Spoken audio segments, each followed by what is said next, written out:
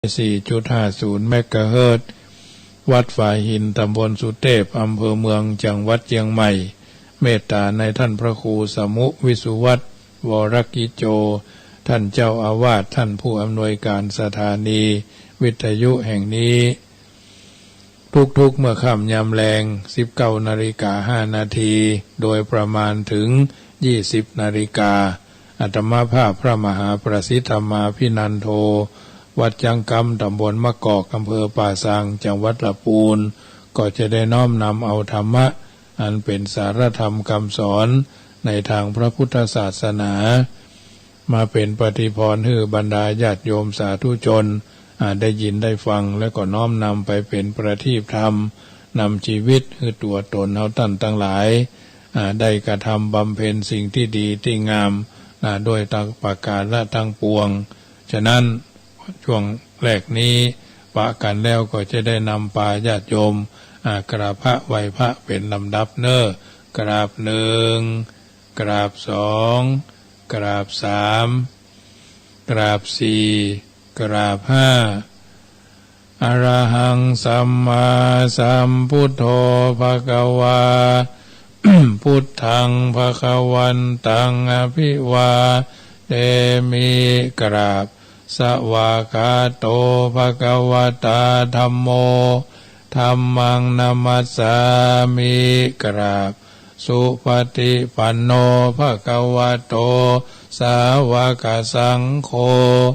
สังฆังนามามิกราบมาตาปิตุคุณังอหังวันตามิกราบคุณูปการีวันทามิกราบพระพุทธกราบพระธรรมกราบพระสงฆ์กราบระลึกถึงคุณพ่อคุณแม่กราบระลึกถึงคุณของครูบาอาจารย์ต่อไปก็ตั้งอกตั้งใจสมาทานแก้วโกฏากเป็นลำดับไปโยสันเนสิโนวราโพธิมูเลมรังสะเสนังมหันติงวิจโยสัมโพธิมากันจิงวะอนันตัญญาโนโลกุตตโมตังปะนามามิปุถังอตังกิโกอริยปโตยะนานังโมคขปเวสายาอุจุกะมะโกอายังสันติกโรปะนิยานิโกตังปะนามามิปุถังอตังกิโกอริยปโตจนานังโมคขปเวสายาอุจุกะมะโกอายังสันติกโรนิยานิอนิยังนิสันติกโรตุตัสโสนยโยปะนิยานิโกตังปะนามามิธัมมังสังโฆวิสุทโธวรตคินยโยสันตินทริโยสัพพมระปะหิโนคุเนหิเนเกหิสมิธิปัตโตอนาสโวตังปะนามามิสังฆังนามามิพุทธังกุณาสาคารันตังนามามิธัมมังมุนิรายะเตสิตังนามามิสังฆังมุนิราชสาวกังนามามิกัมมทานังนิพพานาติขมุปยังนามามิกัมมทานาตายกาจาริยังนิพพานามกุเตสกังอัจจโยโนพันเตอจักมายะถาพลังยะถามุระหังยะถากุสลังเยมายังพุทธธัมมาสังฆากัมมทานาตายกาจาริยสังฆเตโสปัญจรัตเนสุอติเทวาปัจจุปันเนวาอวิวายะทิวาระโหวากะเยนวาวาจายะวามนัสสาวาปะมะตังวาอาการะวังวาอากาสิมาติสวายะตาธัมมังปฏิกะโรมะเตสังโนปันเตพุทธาติรัตนาตยังอนุกัมปังอุปาทายะอัจจยังอัจจยะโตปฏิกะนันโตขามันตุอายะติงสังวริสามานาปุเนวังปฏิการิสามาพุทธปูจามหาเตจาธรรมปูจามหาปัญญาสังฆปูจามหาลาภาปูจาลาเหปูจาลาโหปูจาลาเหปูจายะโตนิพุเตอากุโตภเยนะสังฆเตภูปัญจรัตเนสุอติเทวาปัจจุปันเนวาอวิวายะทิวา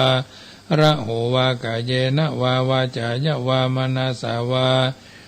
ปะมะตังวากาสิมินาคิตุปาบุภาราชาปุจากรวากะเมนะ เมตตยาพุทธสาทัสสนัญจลภามหาเสยวานุปัจจโตพุทโธเมตตโยเทวปูจิโต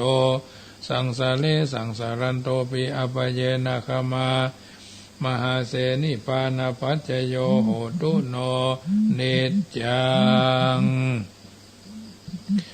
ต่อไปก็สมาทานศีลห้าเนอมะยังบันเตวิสุงวิสุงราคานัตทายาติสระเนนะสหปัญจศีลานิยาจามาตุติยัมปิ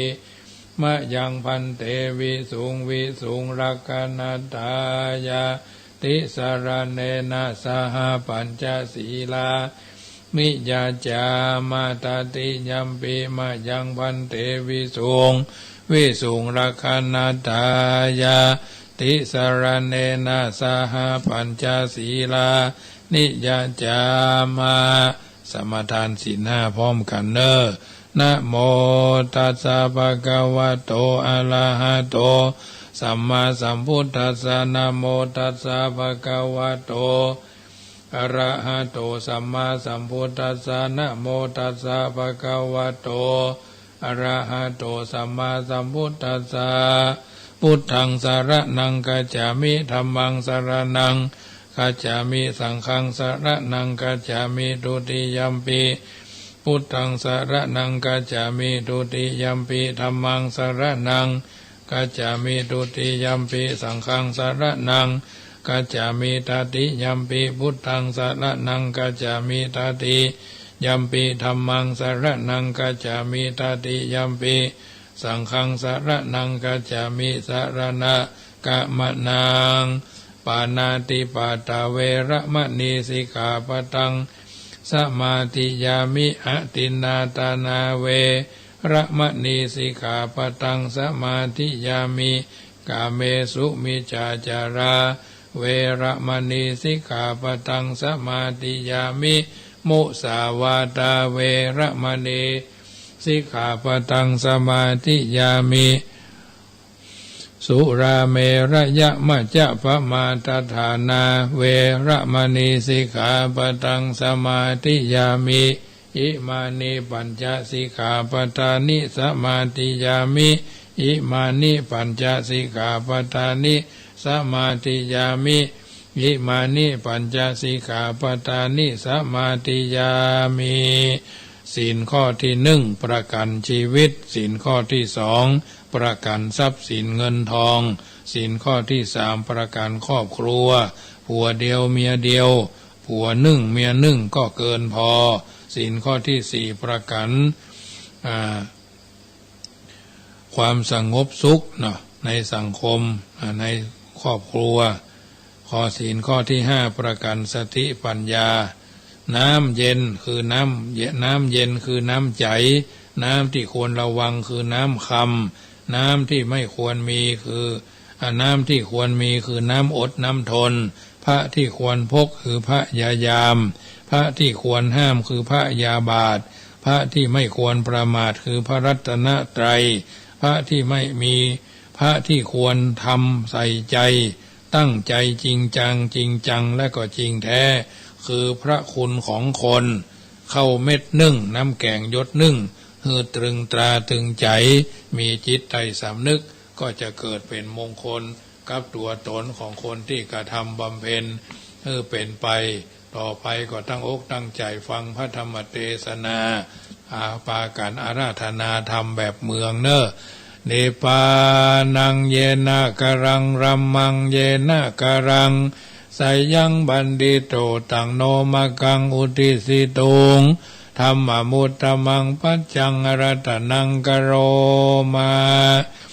รายการเสียงธรรมก่อนรับตาน้อมนำพระธรรมเทศนาเรื่องอานิสงส์ตาลหาคนตายญาติเฮาตายไปเจ็ดตระกูลเป็นเก้าเจ็ดตระกูลเป็นแดนแสนเจ็ดตระกูลเป็นหมายโลหมายตายจากคิดจะทำหรือยังตาลขันเข้าถวายสังฆทานตาลสลากแล้วแต่วัดจังกรรมก็เชิญร่วมทำบุญเนอะวันที่25เป็นวันเดือน12ดับน้อมเอิญเจริญปอนเนอะขันเข้าขันละ50 บาท100ขันเข้า ขันละ30 บาท100 ขันน้อมเอิญเจริญพรเนอะแล้วก็วันที่25นี้ก็จะทานสังฆทานแก่พระเจ้าพระสงฆ์วัดจังกรรมนี่4 ตนสำนักปฏิบัติธรรม2 ตนเนนทำ1 ตนรวมเป็น7 ตนด้วยกัน300 บาทขึ้นไปเนอะจะเป็นสังฆทานน้อมเอิญเจริญพรวันนี้ตั้งอกตั้งใจฟังอานิสงส์ทานหาคนตายพ่อแม่ญาติโกโหติกาเป็นกุ๊กเป็นกิ๊กเป็นก๊กเป็นมายังก็แล้วแต่ที่เขาตายก่อนเฮาน่ะกึดถึงเขาเคยเล่าหน้าจาขวัญบ่มีแปลงใส่ใบใหญ่แปลงเอาปากว่าตาขยิบล้มหายตายจากไปบ่เป็นโทษเป็นตาแม้แต่หมูหมากาไก่งูเงี้ยวเกี้ยวก้อนนกหนูปูปลาเคยกระทำให้เขาได้ถึงแก่ชีวิตตั้งใจน้อมธรรมเทศนาหาผู้วายชนณบัดนี้นะโมตัสสะภะคะวะโตอะระหะโตสัมมาสัมพุทธัสสะอะจิลังวัตยังกะโยปะทวิงอติเสสติตุโจอะเปตวิญญาโนนิรัตถังวะกะริงขรันติสัทธโวดูลาท่านผู้ฟังทั้งหลายที่เปิดวิทยุรับฟังรายการเสียงธรรมก่อนรับตาวิทยุ FM 104.50 วัดฝายหินอำเภอเมืองเชียงใหม่เมตตาในท่านพระครูสมุวิสุวัตวรกิจโยเจ้าอารามาธิปติอธิการสมภารและวิทยุเฟซบุ๊กไลฟ์สดส่วนแห่งปรริญญาเอกวัดลาดวัดจังกำเวียงเวลุคามป่าซางตั้งอกตั้งใจฟังพระธรรมเทศนาอานิสงส์ต้านหาคนตายเทศกาลต้านหาผู้วายชนคือบุพเพตพีปื้นบานล้านนาจังหวัดเชียงใหม่ละปูนเป็นต้นโบราณบัณฑิตท่านกล่าวเอาไว้ว่าเชียงใหม่ใจบุญละปูนใจดีลำปางใจกว้างเหลือที่อุมวันจะดีคือที่เชียงไฮ้จุ่มเย็นคือแม่ห้องสอนอ่อนน้อมคือคนผ่าเยา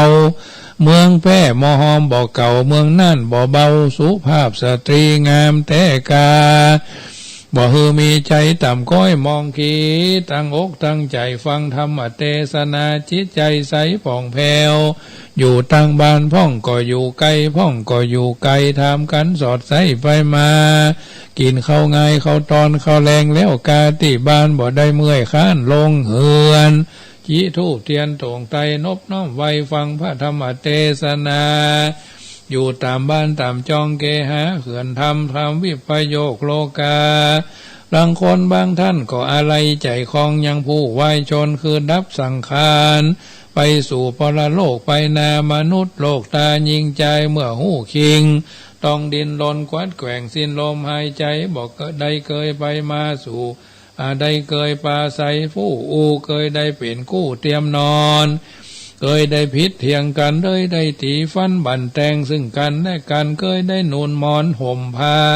เคยได้ผัวเคยได้เป็นผัวเป็นเมียมาตายเสียภาคนามาแสนห่วงหาอะไรเคยเป็นลูกสะใภ้ลูกเขยพ่ออุ้ยแม่อุ้ยพ่อหลวงแม่หลวงสายใจเลี้ยงมาแต่น้อยเคยได้ชื่ออ้อยควายจาป้อยลวดมรณาไกตากว่าจอยมาเป็นดีต่ำก้อยน้อยอกมองใจจักไปพอผลตั้งใดบ่เหมือนลูกค้าบ่เหมือนแม่ค้า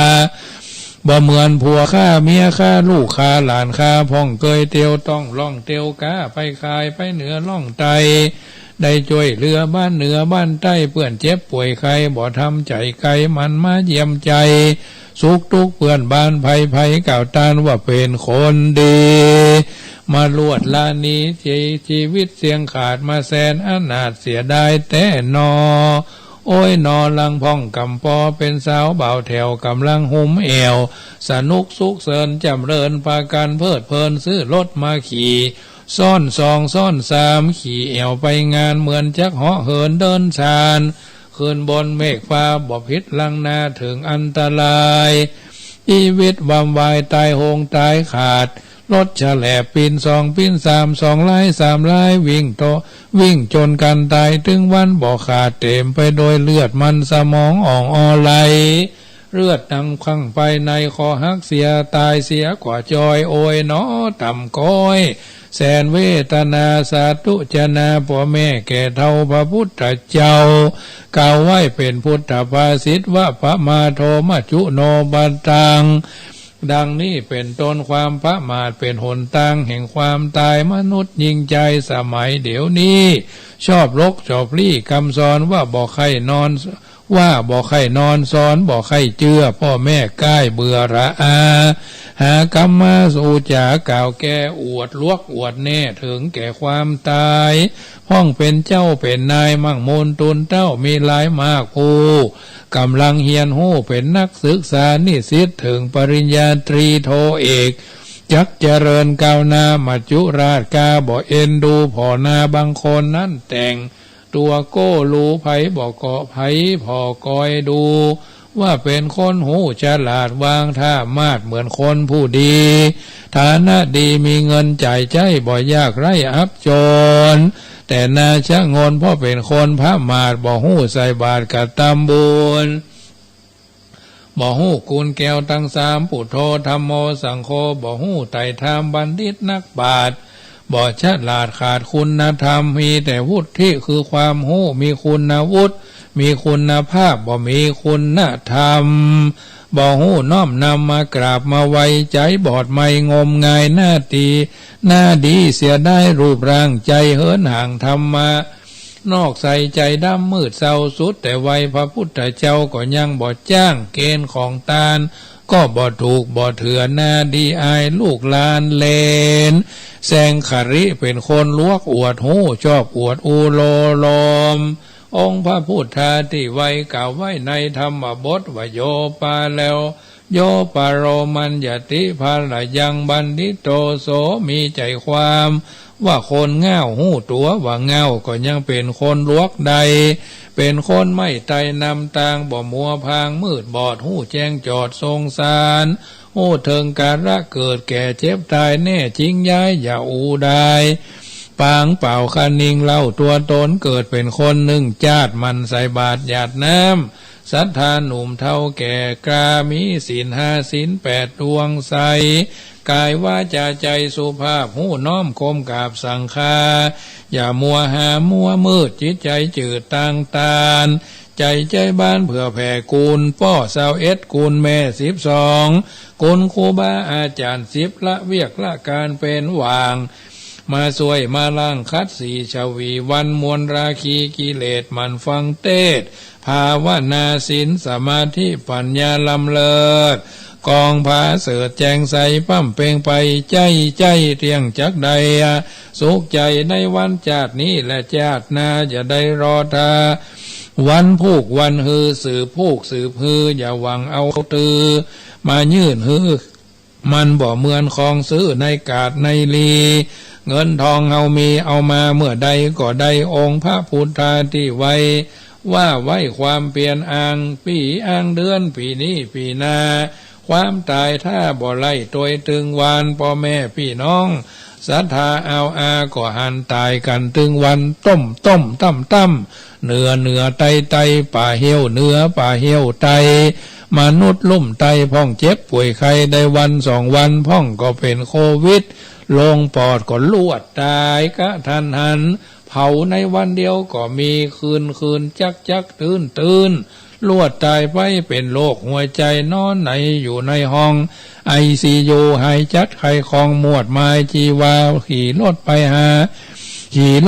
มาขึ้นเหนือล่องไตบ่เจ็บป่วยไข้ก็ป้อยตายมีนิมิตหมายบอกไว้ล่วงหน้าพี่น้องเอาจูงพิจารณาองค์พระสัทธาพันรณากล่าวจี้ว่าอิเทวนังคิจจมาตัปปังโกชัญญามะละนังสุเวอนิมิตตตัญจะอิทะชีวิตังการรีบทำความดีเสียตั้งแต่วันนี้นาทีนี้วินาทีนี้ภัยเล่าจักหู้ความตายจักถึงวันพูกวันฮือบ่มีนิมิตเครื่องหมายบอกใดที่บอกฮือหู้ว่าจักตายเวลาไหนเมื่อใดเพราะว่าชีวิตเป็นความอยู่คือความเป็นอยู่ของสรรพสัตว์น้อยใหญ่เนื่องโดยลมหายใจเข้าออกปัสสะ นิสสาสะปัสสาสะประกอบไปโดยถึงธาตุถึงสี่ธาตุดินธาตุน้ำธาตุลมธาตุไฟเลี้ยงอยู่โดยปัจจัยทั้งสี่บ่เป็นที่อดตนเป็นสรีระยนต์บ่ทนอยู่ใดถูกความเจ็บห้อนไหมก็ทุกขเวทนาจะอุปมาเหมือนดังดวงประทีปเอาไฟไม้ขีดจุดตามไฟไม้ลามเผาไม้เตียนเล่มใหญ่ใสยาวสาวแสงสะเกานวลผ่องแสงใสส่องยืนนานถ้าลมพัดปานถูกต้องแสงแจ้งส่องก็ดับไปอันนี้ฉันใดชีวิตของสัตว์ทั้งหลายก็อุปมาดังอันนั่นแหละนาต่อองค์สัทธาบัณฑิตนักปราชญ์ตนฉลาดเปรียบอุปมาชีวิตสัตตามนุษย์ตัวนาเหมือนฝนจากฟ้าไหลหลั่งถังลงมายดหยาดย้อยยาคาพฤกษาใบไม้หยาดยดไว้แวววาวต้องแสงสะเกาวดังแก้วแห้งแล้วแห้งเหือดหายไปมีแถมใหม่ในมีแถมในเหมือนห้อยขีดน้ำบ่อหันซ้ำปอสองบ่อหูแนวกองขีดน้ำคือบ่อหูพำบรรทายชีวิตเหมือนก้อนน้ำลายบวนคายออกปากขากถมลงดินศูนย์ฝุ่นศูนย์ดินศูนย์หินศูนย์หญ้าชีวิตเหมือนเอาจีนผ้ายางไฟเอาไฟไหม้ไปเตื้อเล็กเตื้อน้อยสุกเรียบร้อยอยู่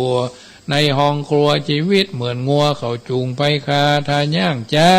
เขาก็เอาค้อนบุกตียกบาทวิธีเตี้ยวไตไปใจเตียวย่างเข้าไกลสู่มรณายะทานนั่นมีจันใดมัจจุราชาอันว่าความตายมันหิวกระหายข้ามคาราวิจาราผาญาที่เก่งกาไล่ตัวตามทุกคืนวันยามใจพอเหตุนั้นใส่จุงปาการหีบได้ฮือตาลการเป็นเกินสะพานก้ำสมปานไปนาสู่เมืองฟ้าเนรปานเมื่อพญามารมาถึงเติงฮอดอย่าได้ละตอดลาซาลูปะกาญาดุจจะดังภาชนะมอดินหูฟังพินแตกมั่งเป็นอยู่ไปชั่วครั้งชั่วคราวบ่อยู่ยืนนานมันเตียงหูความเหี่ยงไปมาบ่ว่าครูบาพระสงฆ์องค์เจ้าบอกว่าหนุ่มเท่ายิงใจบอกว่าคนเจ้าใหญ่ยศสูงบอกว่าคนไพ่เศรษฐีมหาเศรษฐีใจบุญในทุนเจดีก็ย่อมตายเป็นผีมดเลี้ยนเกียงนาหมองหมนเมียงโศกาโอยนออนิจจาวัฏสังขารานี่นาบ่มันนิ่มเตี้ยงบ่หูบิดเบี่ยงไปมาบางคนหันกับตาเมื่อเจ้านั่งกินข้าวห่วมขันอูจากกันพร้อมพำเมื่อมืดค่ำป้อยเข้าสู่มอดหลันนาบางคนคืนเมื่อคืนอยู่จ้ายกหยอกเย้าถึงยามเจ้าลวดมอดหลันนาบางคนไปมาก้าคายในกาดเพราะว่าความพระมาทถูกลดจนตายก็มีมาบางคนเป็นดีมีทรัพย์สิ่งของใส่เงินใส่ทองยองประดับ10 บาท20 บาทแกแวนแสนสิ่งบ่นึกขวาดถึงอ้นตะลายถูกโจรฆ่าตายก็มีบ่น้อยป้องตุกข่าค้อยซ้อสอดทอดตาลบุญเก่าบันดาลมั่งมูลตุนเท่าพ่องอยู่จนเท่าแก่จะลาเพราะบุญนำพาเตื่อมตุมพ่องกัดกุมหัวใจจิตไว้วันบ้าคลั่งกึดนั่งกึดนอนอาวรล้มลงนอนกิงเกือกเปียเชือกมามัดคอตายกินยาตายแถมย่าแนนเดชตายอย่างทุเรศทารุณดินกระวนกระวายกระจัดกระจายพ่องใจบนแข้งคัดหันส่งเขาวัดใส่บาทป้อยมาเป็นผาญาติบัดเดียวลวดตายก็มีมาองค์พระมุนีเตือนกล่าวไว้ว่าจีรังวัตยังกายโยปะทวิงอติเสสติทุโชเปตวิญญาโนนิละทังวะกะลิงขลังความว่างเปล่ากับความว่าร่างกายตัวตนของเฮานี่นาบ่อนานเท่าใดนอจะได้เป็นไปนอนทับอยู่เหนือแผ่นดินเป็นของศูนย์เปล่ากันว่าปราศจากวิญญาณไปแล้วเป็นดุจตอนไม้อันเขาซัดควางตอดไว้ในสุสานป่าช้าบ้านหลังสุดท้ายหาประโยชนะสังบ่ใดงัวควายจ้างมาตายแล้วเหลือหนังกระดูกยังเอามายังใจกันใดจะล่วงสุดปุ่มและใส่คนก็เอามาเลี้ยงต้องมิตรเคยสหายเพื่อนพ้องล้มหายตายจากละเป็นผีกลัวจักมาหลอกบาน จงพากันพิจารณาโดยสติปัญญาที่แจ้งแท้และนาเกิดไปเกิดมาโศกาโศกเศร้าเกิดมาในโลกีสมบัติมากมีหิหอมไว้ใจตายแล้วก็เอาไปตัวบ่ใดกลัวแก้วมาลูนบ่เดียวแก้วมาแซงก็ซ้ำแห้งกว่าแม้นมีผัวเมียงามแสนสวยผิวใสสว่างก็ยังหูแตกมั่งภาคจากกันสุดแสนอะไรก็เอาตัวไปบ่ใดเต้าหมอกมานั่งให้ตาใกล้พวมบองหามหีบศพยองภาษาดเอาน้ำหยาดลงดินเอาใดใส่ศีลจักลากออกจากบ้านเกหาไปสู่ภาลาปัจจาก็ปากันไหวนาคืนคอกปิกบานมาคนเอานี่นาเหมือนนะอย่ามายังจอดศาลาและลมไม้อันว่าแจ้งลุ่งแล้วต่างคนก็ต่างไปต่างคนก็ต่างมาเกิดมาเพราะมีบุญอยู่อย่างมีคุณจักไปก็มีทุนบ่มีที่สังกายาทรงใสเขาบ่อาจหนีเลิกละฉายาอีวะเหมือนเงาติดตามตนกุศลบุญญาลาสีกุศลคือความดีฉลาดบาปคือความเศร้ามองติดตามตนไปทุกภาวะจ้าบ่หนีภาคไปในกันว่าสหายใจพูนไปก่อนจะได้ไปทะรงพาผ่อนต้นสัมปติเป็นเขาติบน้ำติบสิบประการนี่แหละนาตุมเหภาวันตาท่านผู้ฟังตั้งหลายเปิดวิทยุฮับฟังรายการเสียงธรรมก่อนลับตาวิทยุเพื่อการศึกษาพระพุทธศาสนาวัดฝ่ายหินตำบลสุเทพอำเภอเมืองจังหวัดเชียงใหม่รายการเสียงธรรมก่อนลับตาอัตมาภาพพระมหาประสิทธธรรมาภินันโทเทศนาทำอานิสงส์ต้านหาคนตายหมู่เฮาเหล่าเจ้าคาจุมศรัทธาจุใหญ่น้อยใจยิงได้ฟังแล้วจักมีจิตใจไฟห้อยกึดถึงเติงหาพ่อแม่ญาติกา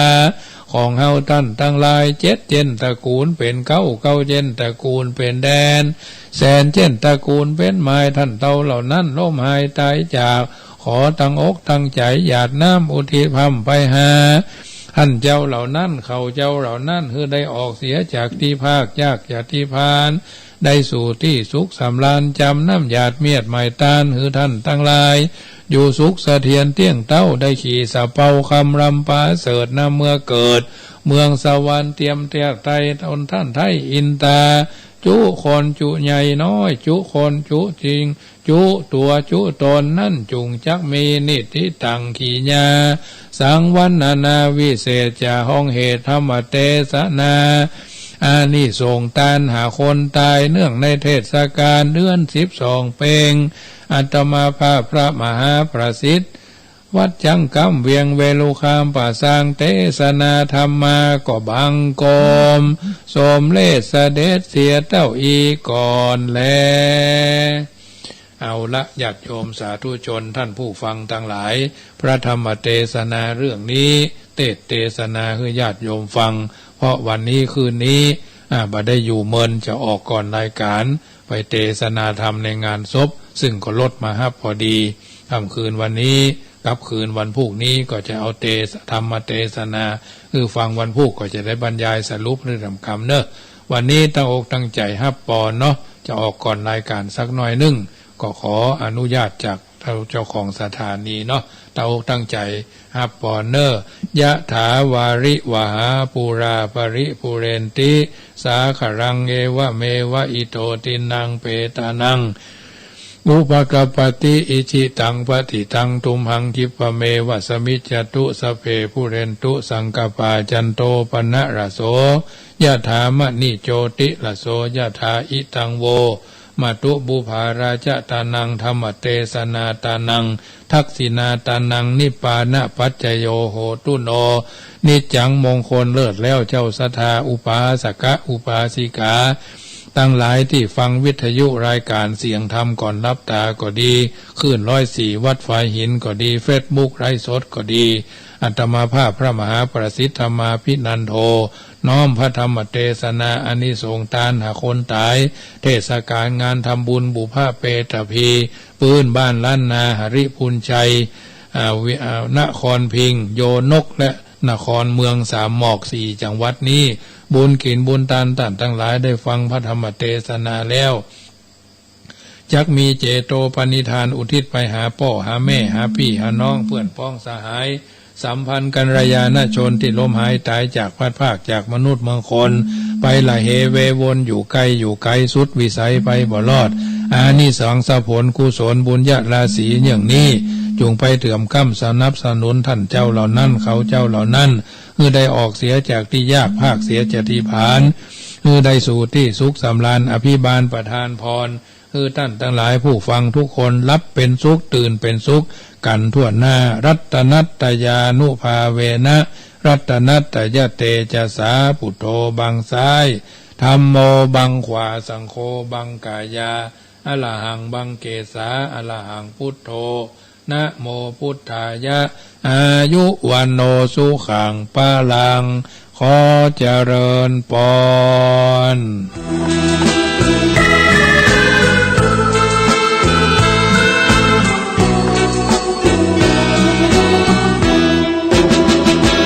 การที่สามสับนี้งดงามหนักหนาพระท่านบอกว่าก็คือทิฏฐิธรรมังธรรมเดิมที่แท้พ้นจากสังขารธรรมจิตว่างเลิศล้ำหรือสุญญตานิพพาน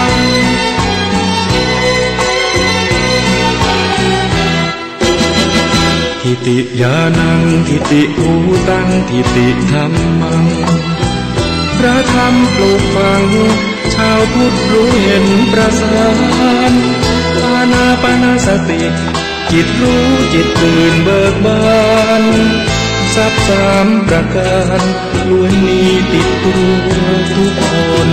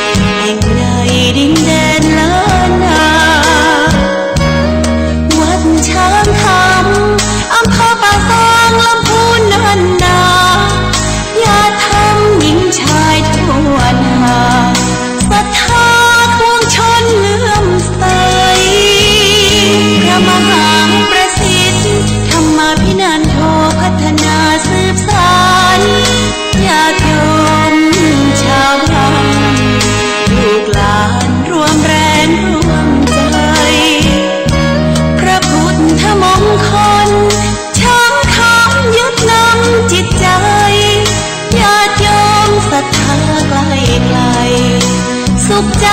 ได้มาแห่งนี้กราบพระพุทธรูปก่ออิฐถือปูนขอบารมีเพิ่มพูนพระพุทธรูปพ้นแสนหาองค์นี้พระพุทธรูปทองเหลืองและเจดีย์สูงล้านนาที่มีแผ่นศิลาจารึกนานปีสุขสีขอพรถึงใจโอ้ละนะเชิญรวมพิธีสืบชะตาหลวงล้านนาและบรรพชาอุปสมบทผลบุญยิ่งใหญ่ส่งน้ำพระเจดีย์และบุรพาจารย์วัดช้างคานก่อนไกลฟังต้องทำหลวงสุขใจส่งท้ายในเดือนธันวา